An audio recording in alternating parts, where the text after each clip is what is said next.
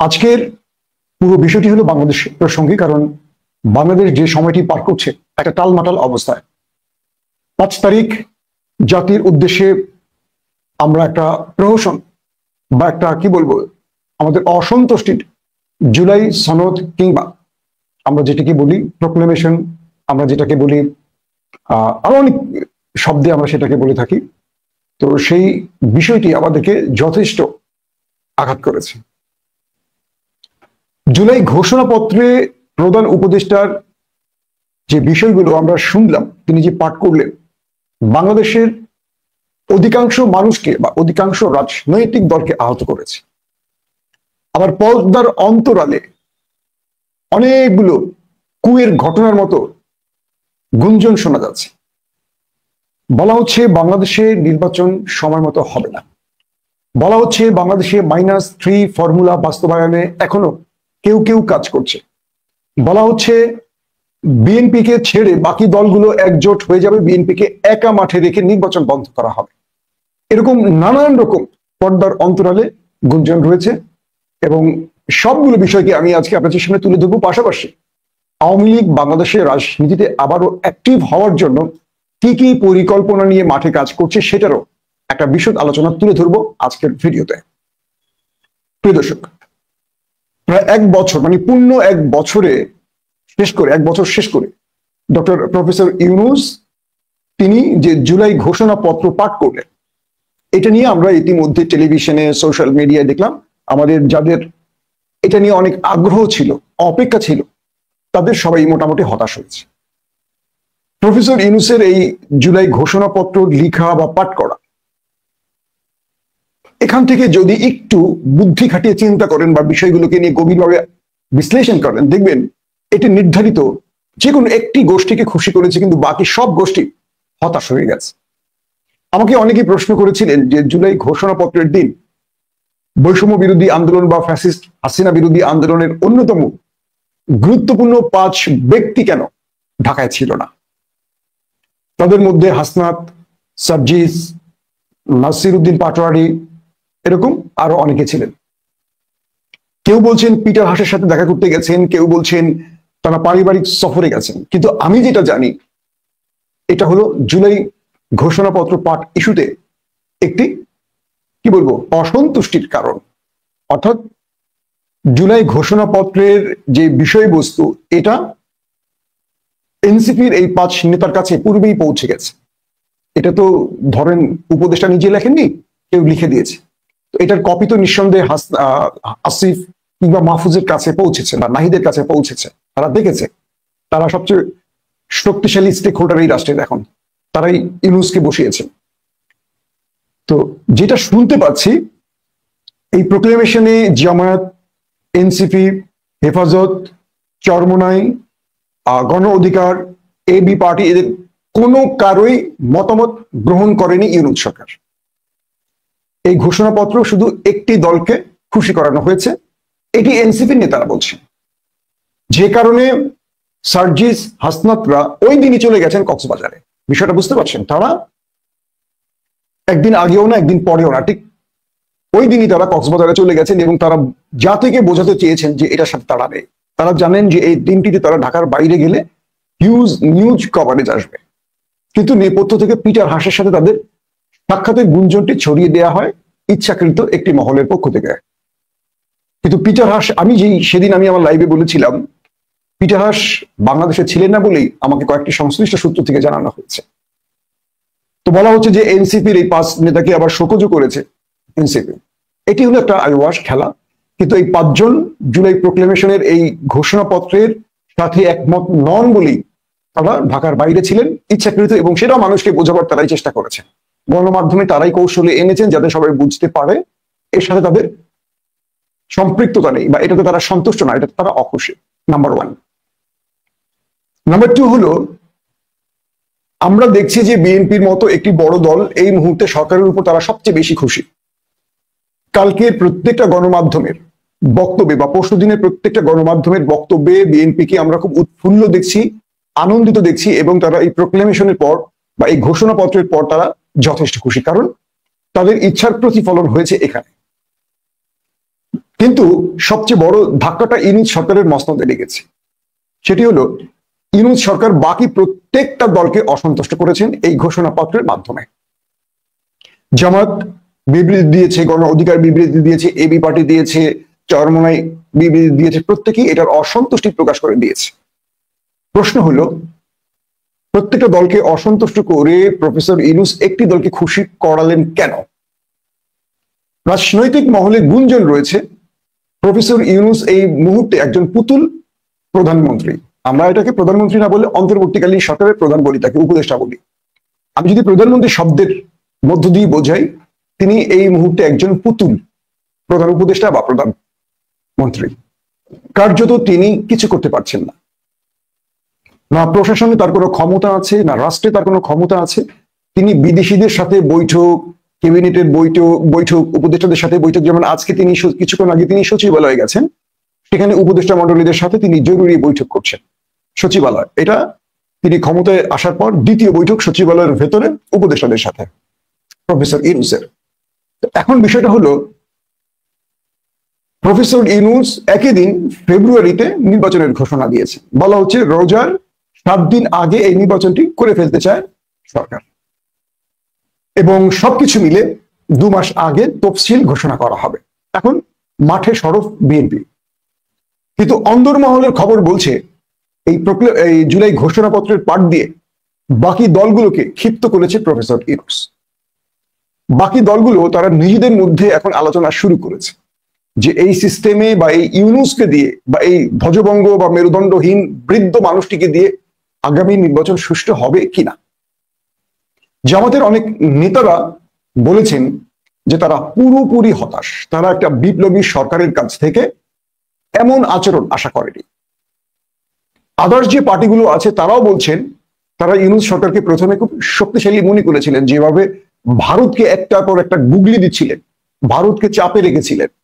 কিন্তু শেষ পর্যন্ত তারা দেখছেন ইউনূস সাহেবের ভেতরে ঘুণে ধরে গেছে, বা তার উপদেষ্টা মন্ডলী বা তার নিকট পরামর্শদাতারা তারা ভীত হয়ে গেছেন তাদের বয়সের কারণে। এখন বিষয়টি তৈরি হয়েছে এরকম যে ইউনূস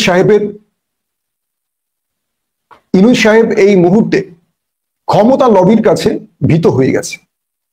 কারণ এই দেশে তার নিজের ব্যবসা বাণিজ্য আছে, এগুলো টিকিয়ে রাখতে হবে। তো হাসিনা যেভাবে তাকে 14 তলা উঠিয়েছিলেন সিঁড়ি দিয়ে, পরবর্তী কোনো সরকার তাকে ওঠাতে পারে, এই ভয়টি তার মধ্যে আছে। যে কারণে তিনি একটি এক্সিট রুট চাইছেন, কারো কাছে ক্ষমতা হস্তান্তর করে দিয়ে চলে যেতে পারলে তিনি বাঁচেন, এবং তাদের খুশি করিয়ে যেতে চান, যাতে পরবর্তী সময় তার গ্রামীণ ব্যাংক বা গ্রামীণ ফোনের কোনো সমস্যা না হয়, তার ব্যবসা বাণিজ্যের কোনো ক্ষতি না হয়। এটি ইউনূস সাহেবের মগজে ঢুকিয়ে দেওয়া হয়েছে। যেহেতু তার সঙ্গে বাকি উপদেষ্টারা তার সাথে শক্তভাবে দাঁড়াতে পারছেন না, 2-1 ছাড়া, তাই তিনি এই পথে আর সাহসী পদক্ষেপ নিতে পারছেন না। তার সঙ্গে যারা রয়েছেন তারাও তো তাদের মতো বৃদ্ধ লোক, 2-1 ছাড়া বাকিরা সাহসের সাথে মোকাবেলা করতে পারছেন না। এখন বিষয়টি কি তৈরি হলো, ভেতরে ভেতরে বিএনপির বাইরে যে দলগুলো আছে তারা ভেতরে ভেতরে আলোচনা চালাচ্ছেন ফেব্রুয়ারিতে তারা নির্বাচনে যাবেন কিনা।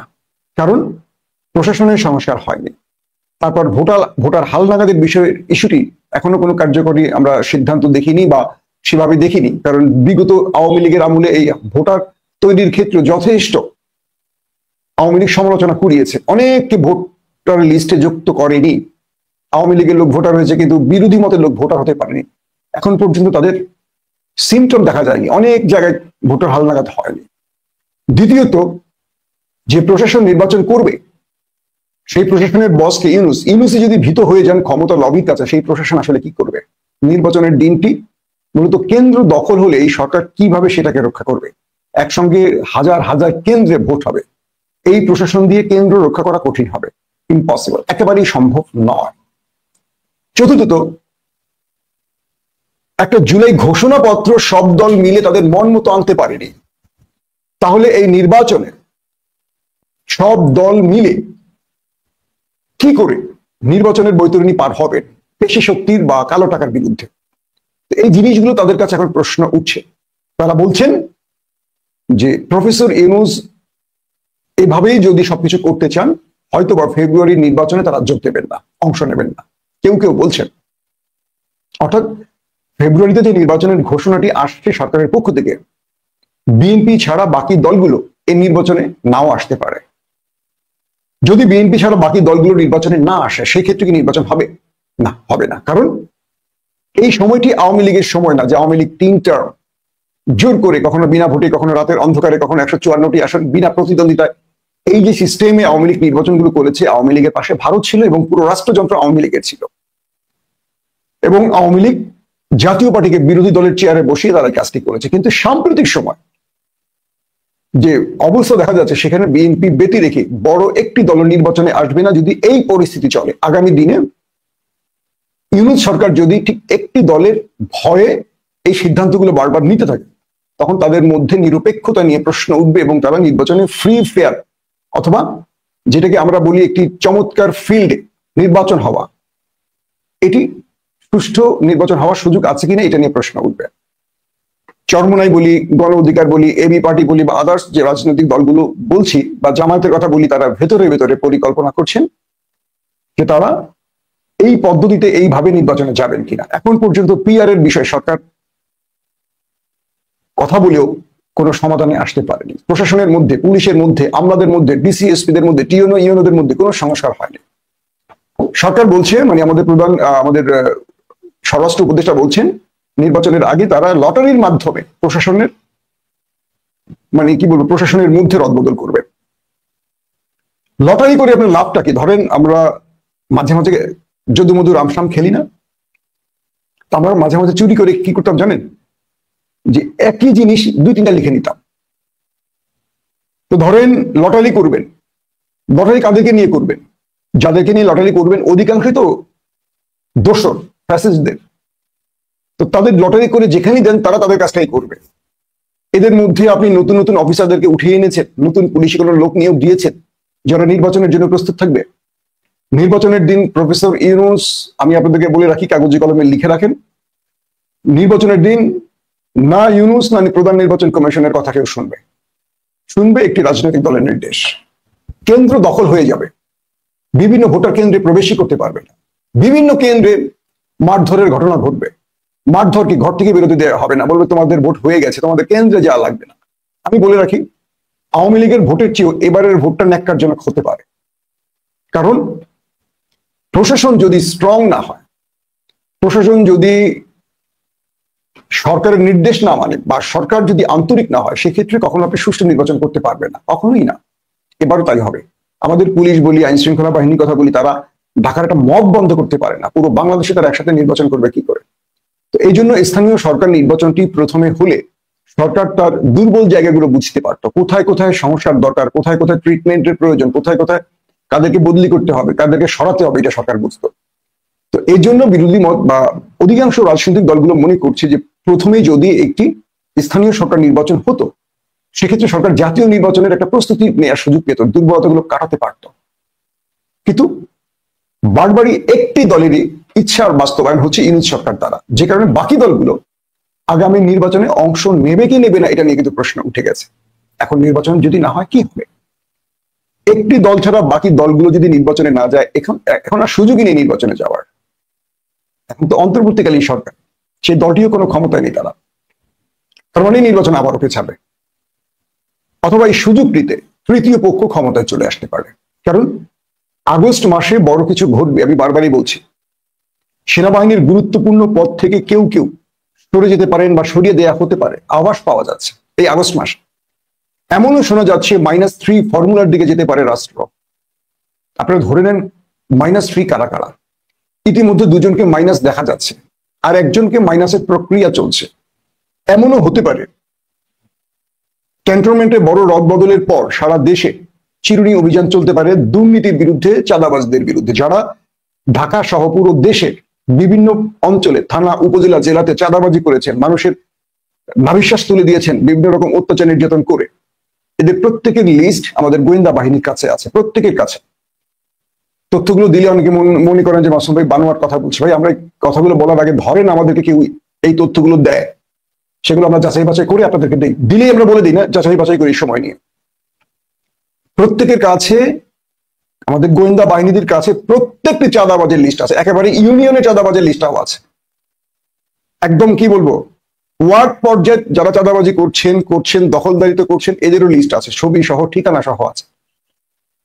ফলশ্রুতিতে এমনও হতে পারে সঠিক টাইমে যদি নির্বাচন না হয়, রাজনৈতিক ক্যাওয়াজ তৈরি হয়, সেক্ষেত্রে তৃতীয় পক্ষ ক্ষমতার পেছনে বসে পড়তে পারে, ময়েনিউর মতো হতে পারে, এবং পুরো কন্ট্রোল তাদের হাতে চলে যেতে পারে, এবং তারা নির্বাচনের আগেই সারা দেশে পেশি শক্তি, কালো টাকা, চাঁদাবাজ, দুর্নীতির বিরুদ্ধে অভিযান চালাবে। এই মুহূর্তে যদি চাঁদাবাজদের বিরুদ্ধে একটা বড় অভিযান চালানো হয়, তাহলে কোন দলটির নিয়ে তারা সবচেয়ে বেশি ধরা পড়বে বুঝতে পারছেন। তার মানে অনেকগুলো পরিকল্পনা সামনে তৈরি আছে। পাশাপাশি আওয়ামী লীগ এই ইন্টারিম গভর্নমেন্টকে ব্যর্থ করার জন্য তাদের সর্বোচ্চ চেষ্টা করছে। যুক্তরাষ্ট্রে বসে আছেন এম আরাফাত, এবং দিল্লিতে বসে আছেন শেখ হাসিনা, জেনারেল মুজিব, মনিরুল, এবং আরো অনেকে, তারেক সিদ্দিকী, আকবর, জেনারেল আকবর সহ অনেকে। বিভিন্ন সূত্রে বলছে দিল্লি থেকে বাংলাদেশের ইন্টারিম গভর্নমেন্টকে ব্যর্থ করার জন্য বড় বড় পরিকল্পনা চলছে, এবং এগুলো বাস্তবায়নের জন্য ঢাকার আওয়ামী লীগ বা বাংলাদেশের আওয়ামী লীগকে দায়িত্ব দেওয়া হয়েছে। এই এক বছরে ভেতর থেকে অনেকগুলো কুসম্পাদিত করার চেষ্টা করেছিল আওয়ামী লীগ। এখন যেহেতু রাজনীতিটা একটু সহজ হয়ে গেছে, আওয়ামী লীগের উপর সেইভাবে দমন পীড়ন হচ্ছে না, দিল্লি থেকে অনেকেই ঢুকছেন, বাংলাদেশে এসে বিভিন্ন ডিস্ট্রিক্টে ঢুকে তারা পরিকল্পনা তৈরি করে দিয়ে অর্থায়ন করে আবার চলে যাচ্ছে, এবং তারা এখন অনায়াসে আসা যাওয়া করতে পারছেন, কারণ যেখান দিয়ে আসা এবং যাওয়া লাগে সেখানে তারা মোটা অঙ্কে টাকা দিয়ে রেখেছেন, তাদের সমস্যা হচ্ছে না। প্রশাসনের মধ্যে, আমলাদের মধ্যে আওয়ামী লীগ কাজ শুরু করে দিয়েছে। ডিস্ট্রিক্ট ওয়ারি, শুধু গোপালগঞ্জ না, প্রতিটা ডিস্ট্রিক্টে আওয়ামী লীগকে আবারও শক্তিশালী করার জন্য কাজ করছে। দেখলাম আজকেও বেশ কয়েকটি, বিশেষ করে আমার দেশে এটা নিয়ে একটা এক্সক্লুসিভ রিপোর্টও করেছে। সব মিলে আগামী প্রতিটা দিনই একটা চ্যালেঞ্জিং হবে ইউনূসের জন্য, কিন্তু ইউনূস এই চ্যালেঞ্জ মোকাবেলা করতে পারবেন না এই কারণে যে তার এই চ্যালেঞ্জ মোকাবেলায় তার সঙ্গে যে শক্ত সামর্থ্য লোকের প্রয়োজন একজনও নেই। প্রত্যেকের ড্রাইভার পড়ালো, প্রত্যেকেরই 2 ঘন্টা অন্তর অন্তর ওষুধ খেতে হয়।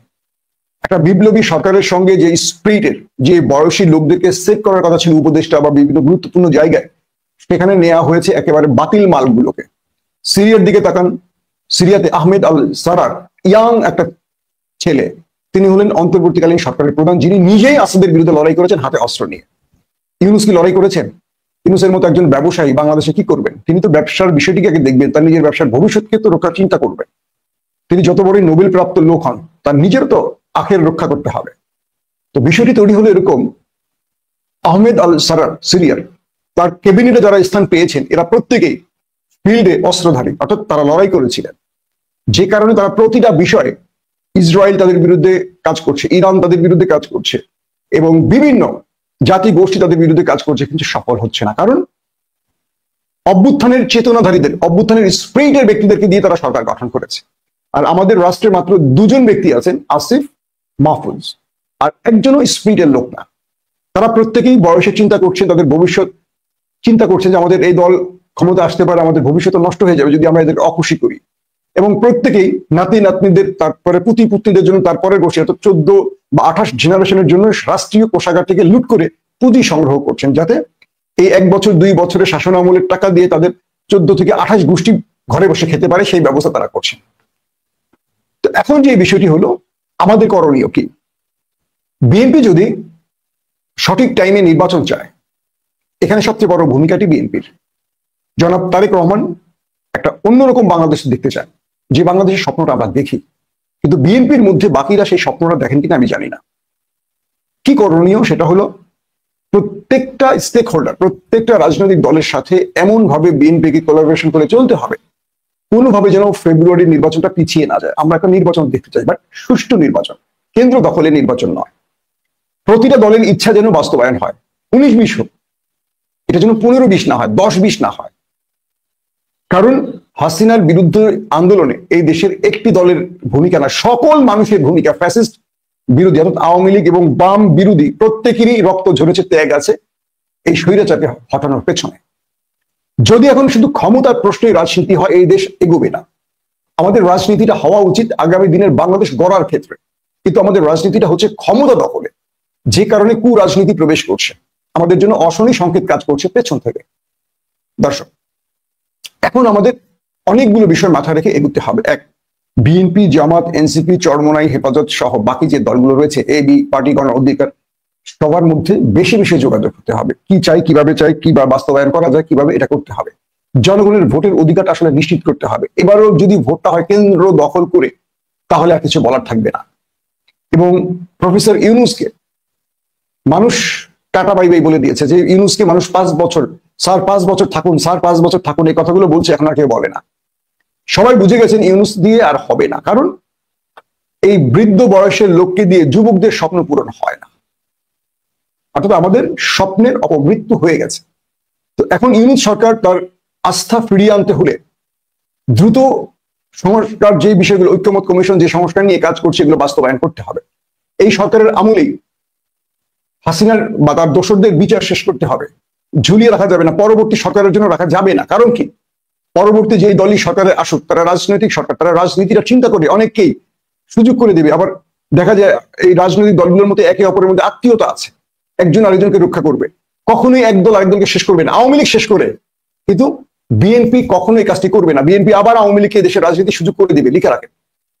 তার তো বহু কি বলে, তাদের যে রাজনৈতিক ইথিক্স, এই ইথিক্স আওয়ামী লীগকে আবারও বাংলাদেশে স্টাবলিশ করবে। তাহলে এখন আমাদের আসলে সামনে পথ খোলা কোনটা? ফেব্রুয়ারিতে নির্বাচন চাইলে অবশ্যই সব স্টেক হোল্ডারকে খুশি রাখতে হবে। জুলাই ঘোষণাপত্রের পরিবর্তন আনতে হবে। ইউনূস সরকারের উপদেষ্টা মন্ডলীতে দ্রুত রদবদল করতে হবে। প্রশাসনের মধ্যে নিরপেক্ষ ব্যক্তিদের খুঁজে খুঁজে বের করে গুরুত্বপূর্ণ জায়গায় বসাতে হবে, যাতে করে নির্বাচনের দিন না, নির্বাচনের আগেই প্রশাসন প্রমাণ করতে পারে তারা নিরপেক্ষ। কেন্দ্র দখলের রাজনীতি, এটা বন্ধে ইউনূসকে সর্বোচ্চ শক্তি প্রয়োগ করতে হবে। এবং নির্বাচনের তফসিলের আগে এই রাষ্ট্রকে একটা মেসেজ দিতে হবে যে আগামী নির্বাচন ঈদের মতো উৎসবে হবে এবং জনগণ তার ভোটাধিকার প্রয়োগ করতে পারবে। কিন্তু আমার মনে হয় না ইউনূস সরকার এই কাজটি করতে পারবে। সবচেয়ে বড় আতঙ্কের খবর, আওয়ামী লীগ রাজনীতিতে ফিরে আসার মাস্টার প্ল্যানে আছে। এবং এই দলগুলো যখন নিজেরা জুলাই বিপ্লবের অংশীজনরা যখন বিভাজিত হয়ে যাবে, আওয়ামী লীগ তার মাস্টার চালটা দেবে। মনে রাখবেন, আমাদের বিপদ কেটে যায়নি, বিপদ এখনো আমাদের সামনে দাঁড়িয়ে আছে। আওয়ামী লীগকে হালকা করে নেয়ার কোনো সুযোগ নেই। তাই দেশকে রক্ষায় প্রত্যেকটা দলকে এক প্ল্যাটফর্মে এসে আগামী নির্বাচন শুধু না, রাষ্ট্র গড়ার ক্ষেত্রে সহযোগী হিসেবে চিন্তা করতে হবে, কাজ করতে হবে। আল্লাহ হাফেজ।